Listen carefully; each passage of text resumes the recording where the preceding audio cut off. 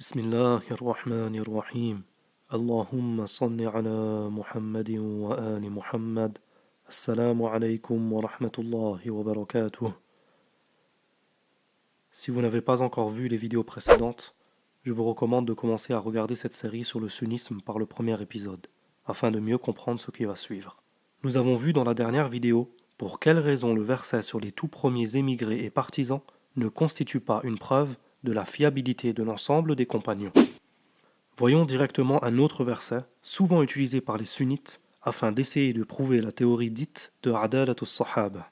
كنتم خير أمة أخرجت للناس تأمرون بالمعروف وتنهون عن المنكر وتؤمنون بالله.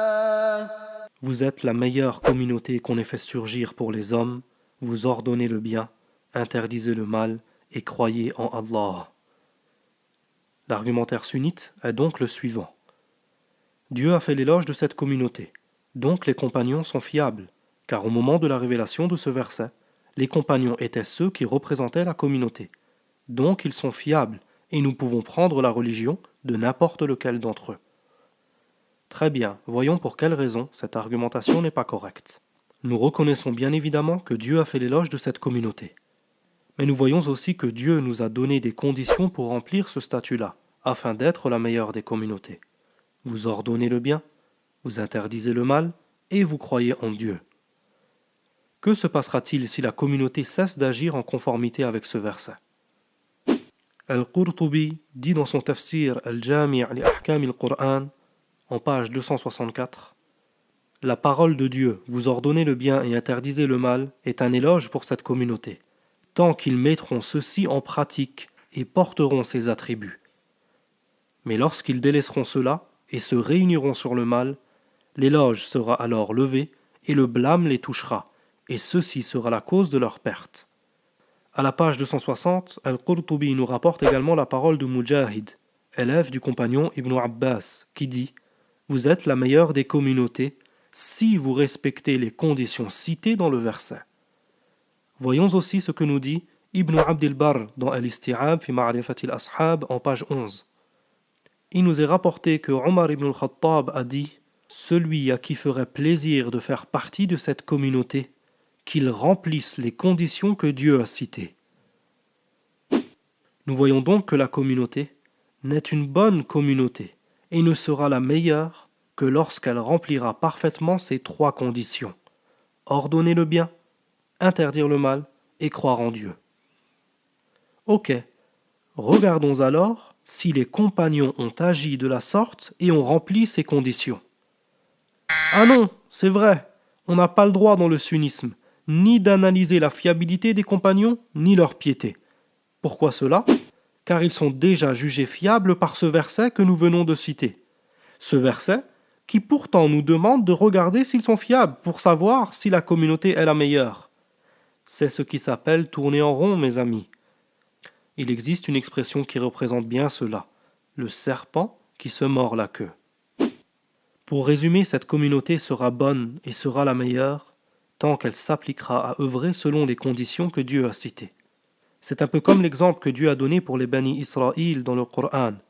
À plusieurs reprises, Dieu en a fait l'éloge et nous a dit qu'il élut cette communauté sur toutes les autres. Par exemple, Dieu nous a dit à leur sujet وَلَقَدِ اخْتَرْنَاهُمْ عَلَى عِلْمٍ عَلَى الْعَالَمِينَ. à bon escient nous les choisîmes parmi tous les peuples de l'univers. Et il nous a dit aussi يَا بَنِي إِسْرَائِيلَ اذْكُرُوا نِعْمَتِيَ الَّتِي أَنْعَمْتُ عَلَيْكُمْ وَأَنِّي فَضَّلْتُكُمْ عَلَى الْعَالَمِينَ. Ô enfants d'Israël, rappelez-vous mon bienfait dont je vous ai comblé, et rappelez-vous que je vous ai préféré à tous les peuples. Mais malgré cela, par la suite, ils apostasièrent à plusieurs reprises, tuèrent des prophètes, falsifièrent la loi de Moussa, etc., etc. Ils furent même maudits par leurs prophètes. Dieu nous dit لعن الذين كفروا من بني إسرائيل على لسان داود وعيسى بن مريم ذلك بما عصوا وكانوا يعتدون كانوا لا يتناهون عن منكر فعلوه لبئس ما كانوا يفعلون. Ceux qui ont mécru parmi les Bani Israël ont été maudits par la bouche de Daoud et de Isa, fils de Mariam, parce qu'ils désobéissaient et transgressaient. Ils ne s'interdisaient pas les uns aux autres ce qu'ils faisaient de blâmable. Tiens, un peuple élu, choisi et préféré par Dieu, mais au final maudit car il ne s'interdisait plus le mal. Cela est donc semblable au verset que nous avons vu. Vous êtes la meilleure des communautés, vous ordonnez le bien et interdisez le mal. Mais que se passera-t-il si nous nous arrêtions d'interdire le mal? Nous serions maudits, tout comme les communautés qui nous ont précédés furent maudites. Et serait-il possible que notre communauté suive les traces des communautés précédentes? Laissons le prophète nous répondre. Sahih al-Bukhari, au hadith numéro 3456. Vous allez certes suivre les pas de ceux qui vous ont précédés, empan par empan, coudée par coudée, de sorte que même s'ils étaient entrés dans un trou de lézard, vous y rentrerez. Les compagnons dirent alors, ô messager de Dieu, tu parles des Juifs et des chrétiens? Il répondit, qui donc alors? De qui pourrais-je parler d'autre? De plus, si nous voulions aller plus loin concernant ce verset, et admettions que la communauté est la meilleure des communautés dans l'absolu, sans même regarder si elle applique ou pas les conditions citées dans le verset, nous pourrions dire que Dieu a fait l'éloge de la communauté, et non pas des compagnons. Il est dit, vous êtes la meilleure des communautés, et non pas vous êtes les meilleurs des compagnons. À partir de là, l'éloge s'adresse à l'ensemble de la communauté, et non pas juste à une époque donnée.